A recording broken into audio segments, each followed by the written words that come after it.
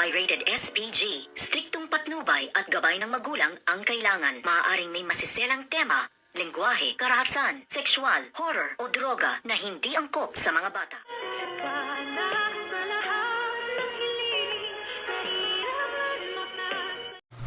Good afternoon and welcome sa aking munting channel. Itong ang si Zoe ay hindi na mapakali at hindi mapalagay dahil inuusig na siya ng kanyang konsensya dahil nga sa pagkawala ni Don Pepe, at alam niya kasi ang katotohanan na siya ang naging dahilan kung bakit nga na-confine ng matagal at naging comatose pa itong si Don Pepe dahil sa pagkakatulak nga niya dito sa bangin. At dito naman ay lalong-lalo siya nga nanginginig sa takot dahil nga sa salitang binitawan ni Miss Giselle Tanyag na hinding-hindi siya titigil hanggat hindi niya nalalaman kung sino ang mga nasa likod at kasabwat ng krimeng nangyari kaya Don Pepe. At isa na rito, ito ngang si Dr. Carlos Benitez na hindi rin makakibo dahil nga nang magising si Don Pepe bago siya lumisan ay itinuturo niya nga itong si Dr. Carlos Benitez. At dito nga mas lalo nga tumindi ang haka-haka nga dito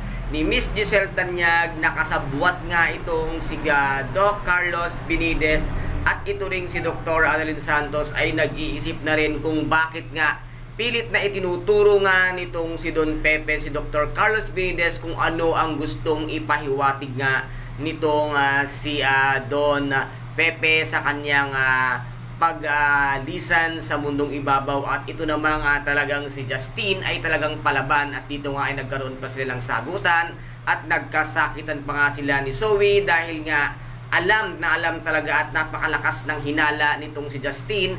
Nakasabwat nga itong si Zoe ng kanyang mami Moirang Demonyita kung kaya't pilit niyang aalamin ang katotohanan kung ano talaga ang kinalaman ni Zoe sa sa nangyari kay Don Pepe at kung bakit nga siya nahulog sa bangin. And guys, ito po ang ating pakaabangan ngayon dito nga sa Abot Kamay na pangarap na kung saan ay napaka-intense at napaka-tindi ng bawat kaganapan at talagang kapanapanabik ang bawat eksena. At kung nagustuhan po ninyo ang aking videos for today, pakisubscribe na lamang po ng aking channel, paki-like and share para maging update kayo sa lahat ng gagawin kong video. Maraming salamat po. Ingat, God bless and bye-bye!